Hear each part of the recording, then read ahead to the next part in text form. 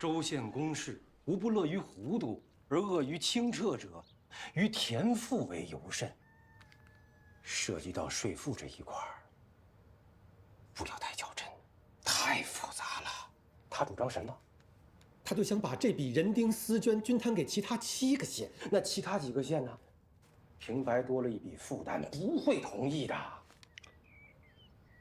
只要道理跟他们讲清楚，他们凭什么不同意？各个县有各个县的利益想法，不是光靠道理就能解决的呀。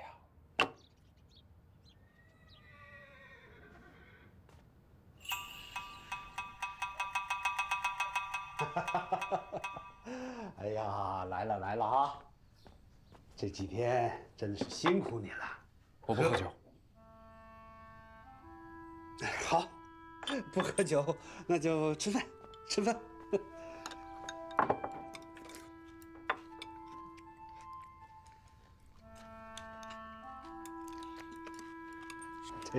哎呀，这几天算账真的是辛苦你了啊！可有眉目啊？还没有，但我已经有了想法，不能光盯着折色银钱。建安府的税赋还包括米麦布绢等本色实物，要一一折算成白银，很费时间。可有结论？证据还不够，不能说。这里没有别人，就只有本官。你向我透露。这个暂时不能入库，否则账就不平了。啊？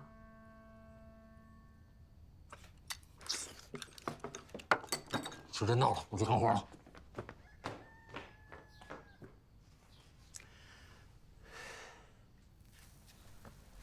算呆子，你就是个算呆子，算呆子。范老，印子钱赎地的事我办的差不多了，您这次兑回的田地收益这包书皮呀，是有讲究的。如果步骤不对的话，蛀虫就会啃食，纸就废了。正是，我家里的书就是为妥善保管，以至于深以为寒。哎呀，官府的家阁库保存得更不得力，像我们这次土地过户，那些榆林档案被虫蛀了个七七八八。幸亏他们知道您一贯为人清正，干脆让我们自行估算，然后给官府报备一下就。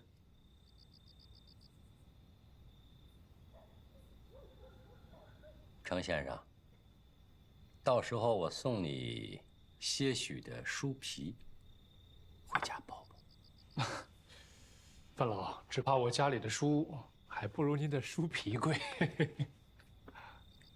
丝绢只不过是一个皮罢了，包在里边的东西才是最有价值的。范老说的是，说的是。明天就是5日之限，到时候县府3级会审，你可要用心汇报，出了岔子，呵呵。佳墨，佳墨，记住这个数字，记住这个数字，为父一生的荣辱都在里面了。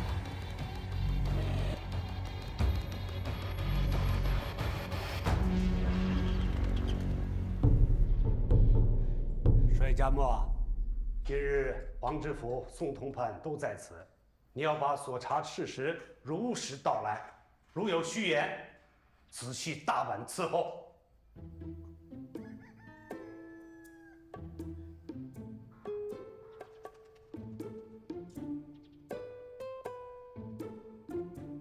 帅佳墨，你为何还不开始？我在等人。等人？等谁？等我的朋友封宝玉，我们一起首长提告。他就是个凑数的，他来不来都一样，你赶紧提告。宝玉要靠此扬功名，我必须等在一起。哎呀，真是一个赤子之心啊！不过我可要提醒你啊，你的朋友陪你一起提告，不光是博功名啊，你要是算错了，他可陪你一起受罚。我不会算错的。哎，姐姐，你快点，都喊我名了，别老学自己在里边紧张的。差不多，去吧。先走了。哎，来了！哎，冯玉，哎，你可要给咱老百姓说句话呀！对呀。国家养士150年，为民请命，就在今朝。快点，快进！哎，好，快点！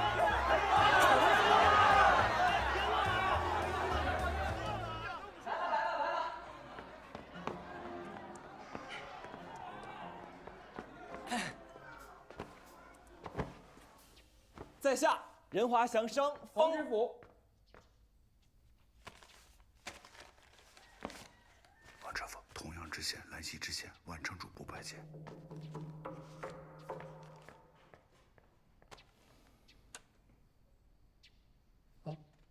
黄知府，那是有什么事情？兰溪、万城、同阳3位知县居然同时递上了拜帖啊！有这么巧的事？关键更巧的是，他们还都选在今天，正好赶上帅家墨要对人丁4捐税案做出说明的时候来，巧吧？真巧。这个4捐税的争议，在仁华县是尽人皆知，传到临县的耳朵，也不足为奇了。方知县是知道他们就是冲着人丁4捐税来的喽？啊？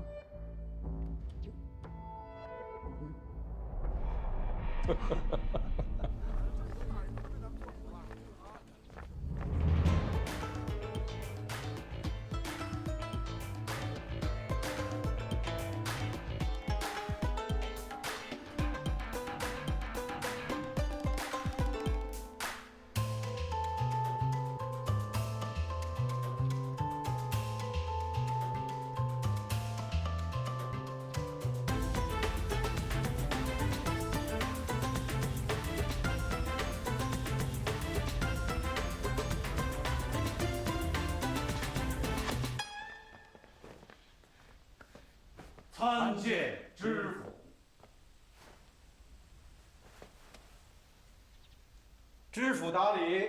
3位都是咱们金安府远近闻名的百里侯啊，本府久仰大名啊。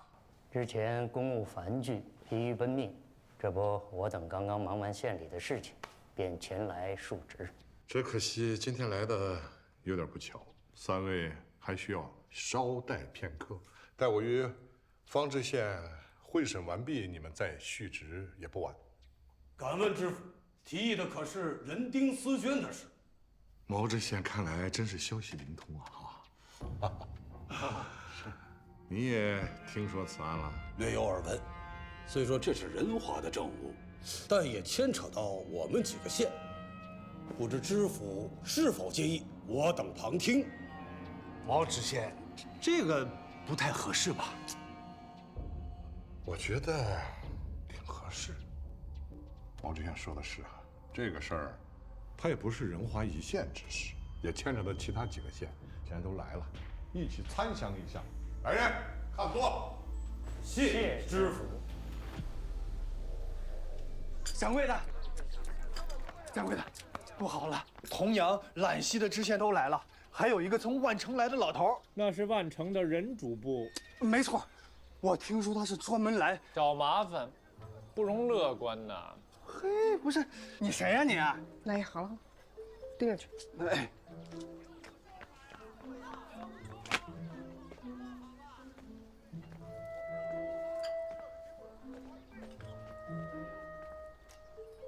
姑娘好风姿，在下有礼了。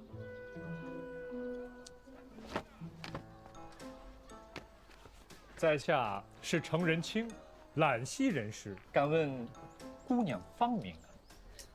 又不是没见过，耍什么鬼主意？在下真是眼拙，竟没认出是凤的掌柜。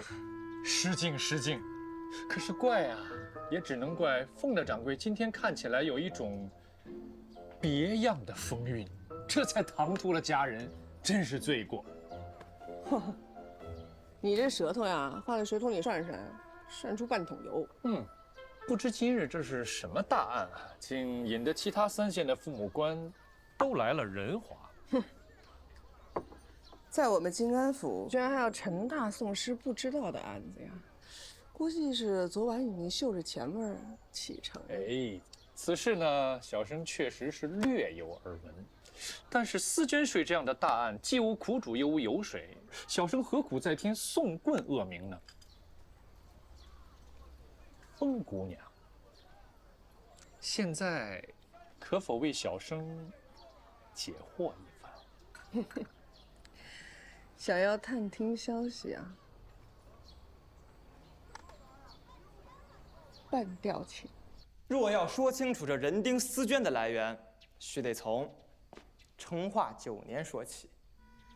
那一年，倭寇袭扰凤兴，朝廷让仁华县为官军提供军饷，于是呢，加收了1500匹思捐的血饷。谁成想这倭寇啊，在当年便退下，可是，在接下来的2年里，也就是成化10年和11年，仁华县又相继缴了同样数额的血饷。可见，这笔血饷从临征变成了常例，每年都在缴。倭寇啊，时来时去，军队常备不懈，血饷每年征派也是不得已，百姓们倒是体谅他。这明明在说思捐的事情，这怎么又扯到倭寇去了呀？马知县，稍安勿躁，继续。军队要血饷，通常会找府里对接，怎么会单独找到一个县呢？其实一开始军队找的就是金安府。这笔血饷的总额为思捐6000匹，其中1500匹由仁华县承担，其余的4500匹由其余7县分别承担，数目不一。你这绕来绕去的，到底想说些什么？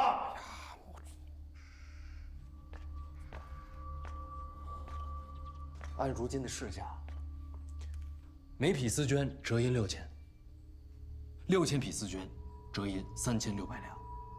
考虑到成化年间与万历年间丝绢价格的变动，在当年，6000匹丝绢的折银正好是3530两。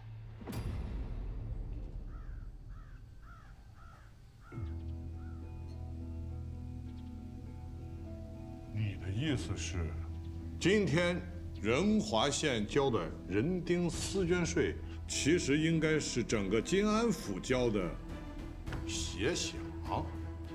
正是。此乃大义，令弟一片公心，为民直言，实乃我读书人的楷模。你打住！我记得是谁说我弟弟是纨绔子弟，不思进学，尤其是带坏了你们读书人的过园。我是一叶障目了，如今3日不见，当刮目相看。往日的纨绔都可以挺身而出，为百姓立命，这一定是你教导有方啊！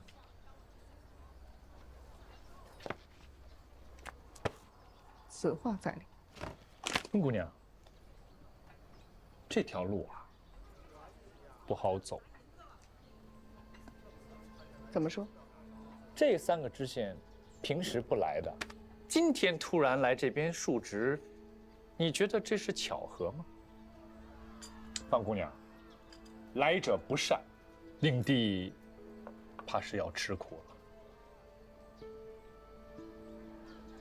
但若是我们算摊子没算错的话，应该不会有问题的吧？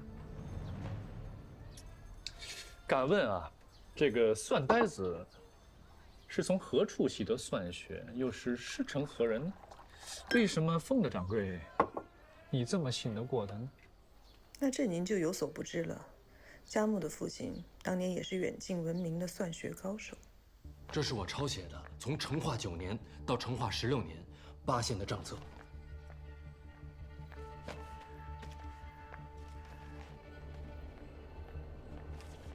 你是让我们看什么？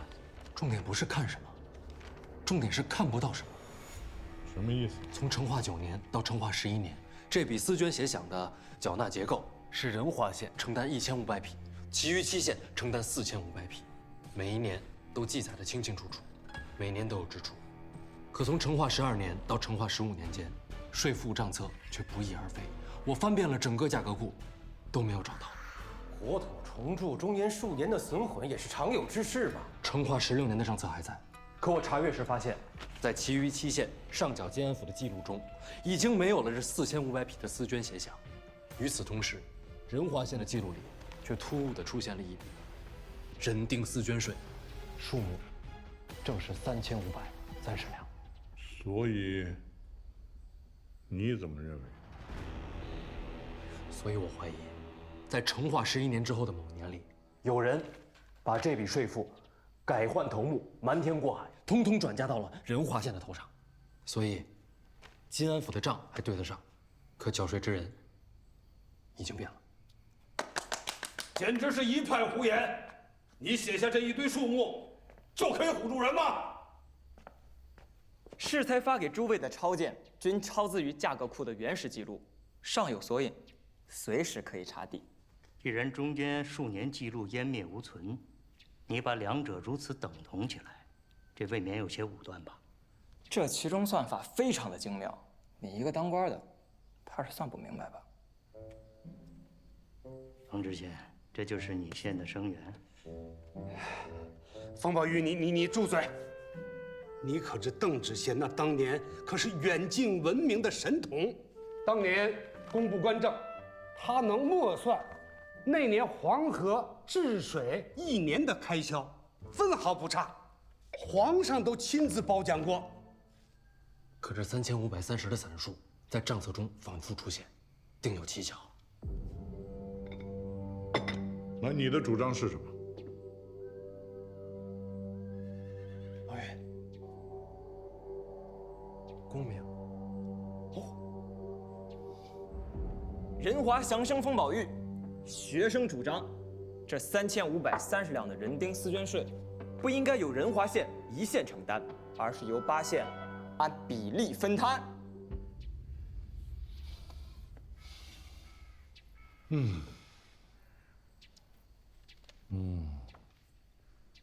这番解说非常别致啊，而且清晰易懂。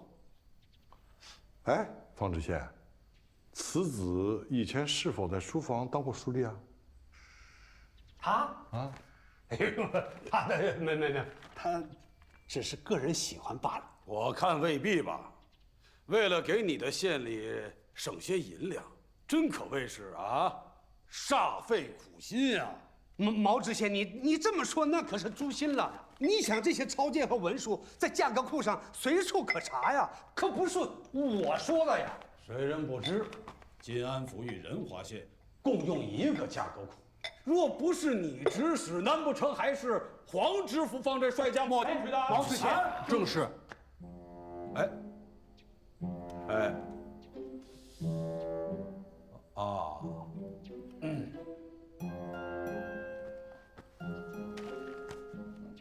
哦，对，我好像是顺嘴提了一句哈。你怎么这么实诚啊？没错。黄知府，我们这些县官都是来述职的，这突然间背回一笔无稽的税赋回去，这如何跟治下的子民交代？是啊，你说我们这是来呀，诸位莫急，诸位莫急。这帅家墨所讲是否合乎情理，尚无定论。此事体大，还需细细参详才是。黄知府，午时已近，不妨让诸位移步后堂吃午饭，饭后再商议不迟啊。对，吃饭，先吃饭。好，吃饭。还真是没想到啊，这个帅家墨的经历竟然是如此的坎坷。就是这一场让他失去双亲的火灾，把他变成现在这个样子。不通人情，只会算数，想想也是可怜。老子有云：“常德不离，富归于婴儿。”他们这种才是真正的天然之态，未尝不是一种幸福。我不知道该说你是境界高远呢，还是单纯会说话。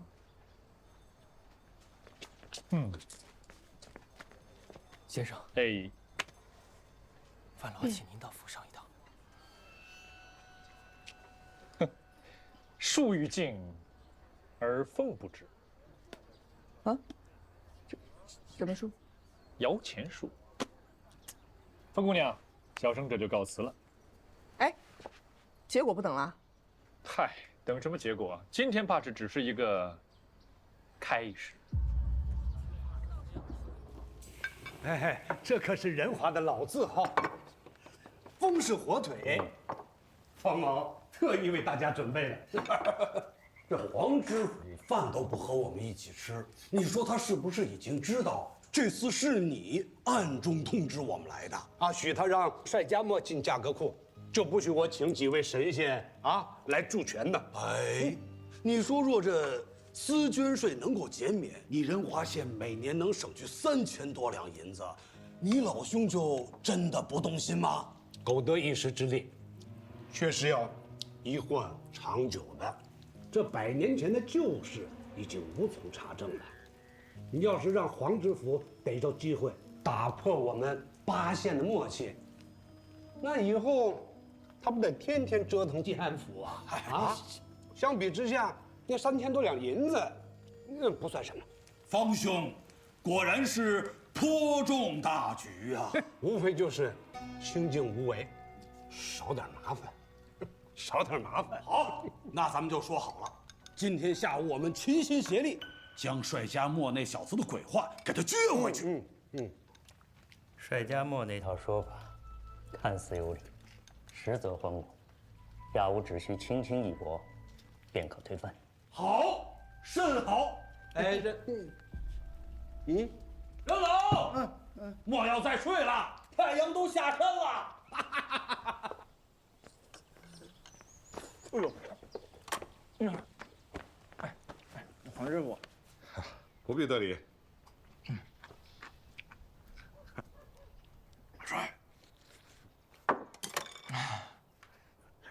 没关系，我就是吃完午饭，顺便过来溜达。哎，接着吃，接着吃。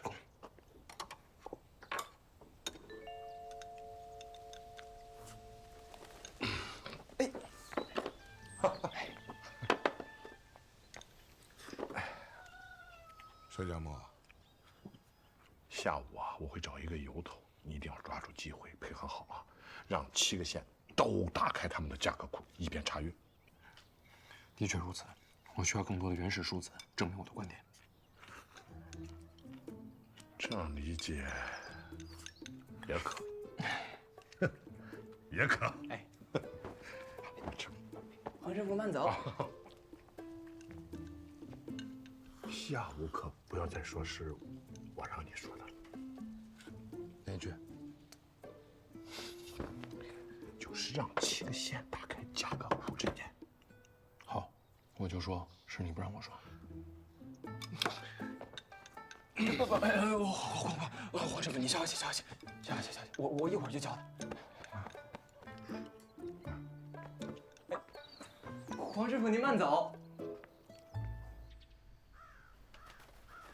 这个人丁丝绢税的来龙去脉，上午帅家墨已经说得很明白了。正好各位县令都在，大家一起商议一下该如何处置啊。我中午仔细拜读了一下，发现帅先生竟然能从如此庞杂的账目中一眼挑出自己想要的东西，可谓是磨算天才。更让人佩服的是，帅先生据此境杜撰出一个故事来，也算是有本事。但是心用偏了。怎么不说话了？你说的又不是问句，我如何作答？先生应该知道我大明税制里本色与折色的区别吧？本色是以粮食、布匹等实物上缴，折色是以银两上缴。非常好。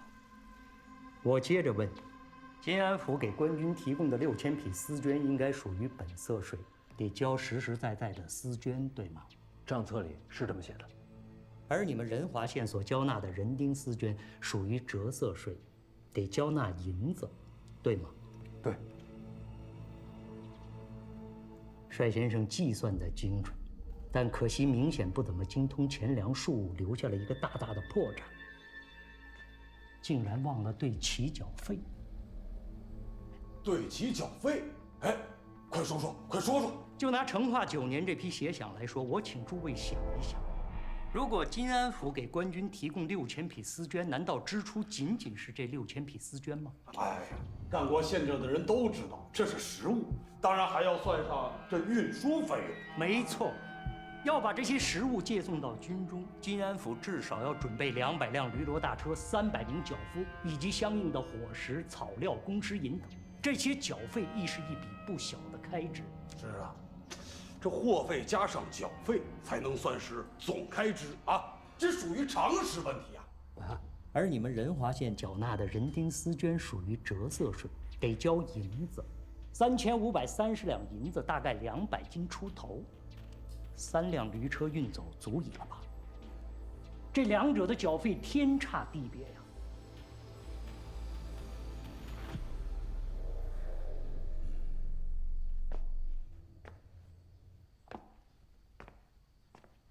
你声称的是什么？协饷6000匹丝绢，折银3530两，与人丁丝绢税的数字相当，所以前者就是后者。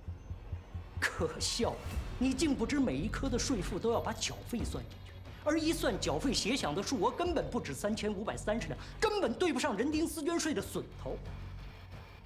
那后面的推论自然也是无根之草，不值一审了。说得太好了，这人连缴费都不知道，还敢在这府堂上招摇撞骗，简直荒唐！方知县，这黄知府初来乍到啊，不知道倒也罢了，你怎么也犯起糊涂了，是吧？今日一时糊涂，平日是清查的。不是这样的，不是这样的，你算错了。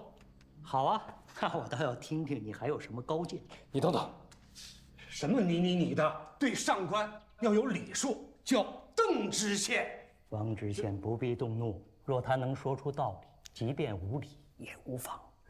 若讲不出道理，白手顿扣也无用。嘉靖10年，朝廷在凤兴开始实行一条鞭法，其中有一条规矩，所有税赋采取官收官借。说的没错，确实有。那敢问诸位，何为官收官借啊？一条鞭法之前，地方上的税赋是民众自行征收、自行借运到库。10年之后，改由官府征收借运，所谓官收官借。那运输的成本又怎么算呢？之前是靠征调免费徭役，之后圣上因为怜黎民之苦，改为以银代役，只要老百姓交纳一定数额的银钱给官府。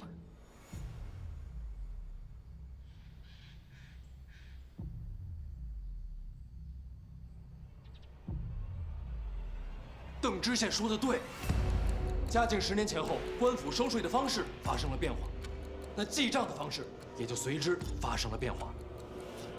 嘉靖10年以前，凤兴的本色税是计入钱粮税赋，而缴费是调用百姓的劳力，是计入徭役轮替部。也就是说，本色的价值和运输的成本是计入2本不同的账册。直到嘉靖10年官收官借之后，缴费改用银钱计算，不再属于徭役，这才使用同一本账册。这里是嘉靖5年与隆庆元年账册的抄写，你可以比较一下异同。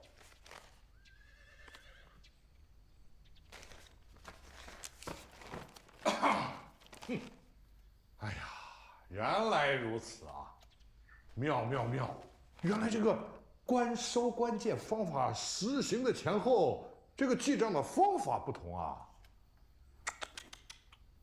哎呀，难怪呀，这都是50多年前的事儿了哈。哎，毛知县、邓知县，那会儿你们都还没出生吧？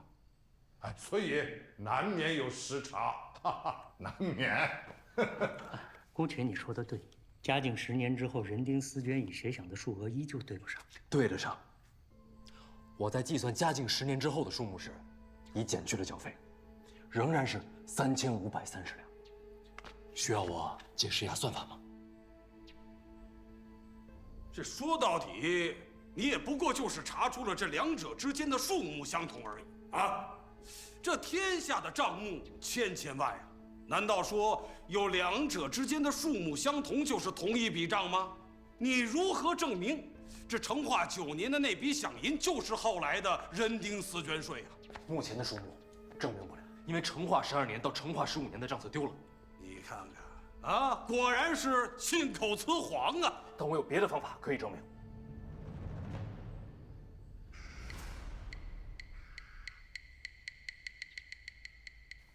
诸位，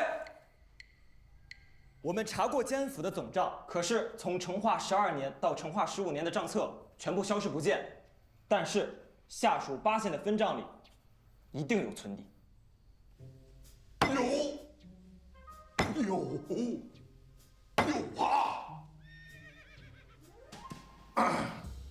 你的意思我明白，就是说，让他们各县打开这个价格库，你去查验一下就清楚了，对吧？正是如此。简直荒谬！怎么荒谬啊？王知县，3000多两白银的负担，不把它查清楚，各位睡得安稳啊？王知府，价格库乃国家要紧之地，岂敢让白身之人轻易擅入啊？哎，王知县，这怎么叫擅入啊？这不，各位都在吗？这不是正大光明的去看吗？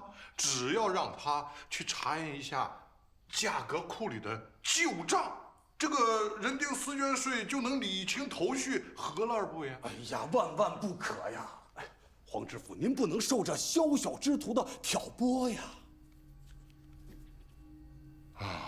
毛知县要是担心这个小小之徒作祟，简单，本府亲自坐镇，派我的心腹随你去贵县的价格库里查验，如何？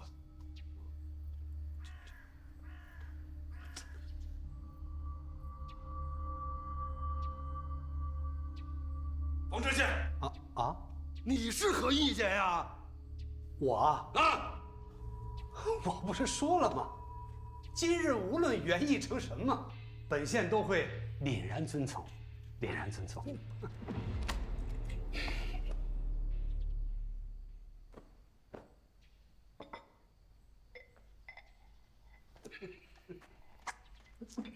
黄知府，哎呦！老人家，你没事吧？我有几句话要跟黄知府讲。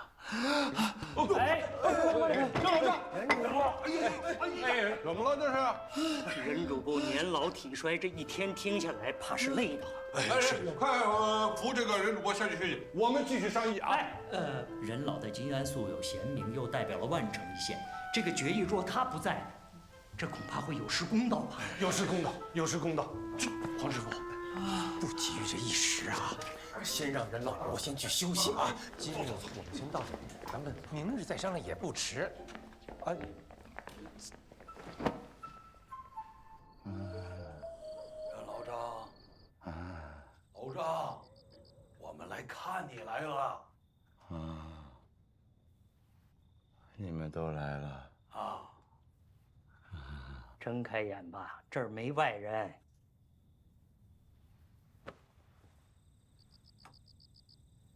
哎呀，任老张，今日若不是你反应机敏，这局面真是难以收拾了。就是啊，我们几个县共进退，谁要敢退却，老毛我捏碎他的怂蛋。咱们金安府什么时候冒出这么个神人来？我不管。若那黄宁道非要打开我揽溪的价格库，大不了老子一把火烧了。若诸位还是纠结于这丝绢税的细节，那就真的大错特错了。程仁清，你跑这里来做什么？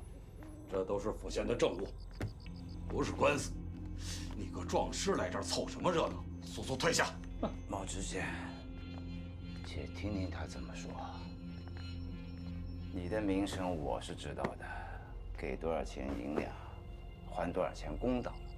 可先说好了，我们可没有银钱于你呀。我今天来是受人之托，给诸位带了一样东西。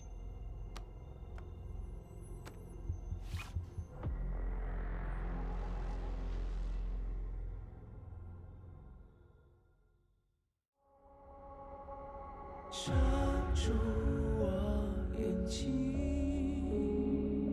却如自己无意识心，赋予你生命，是非纠缠，总能寻踪影。谁能看得清？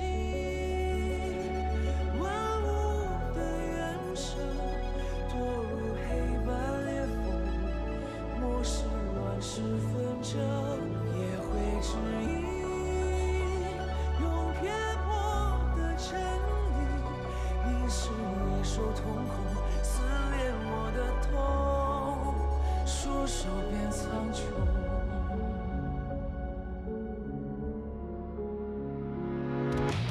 杜撰一颗心，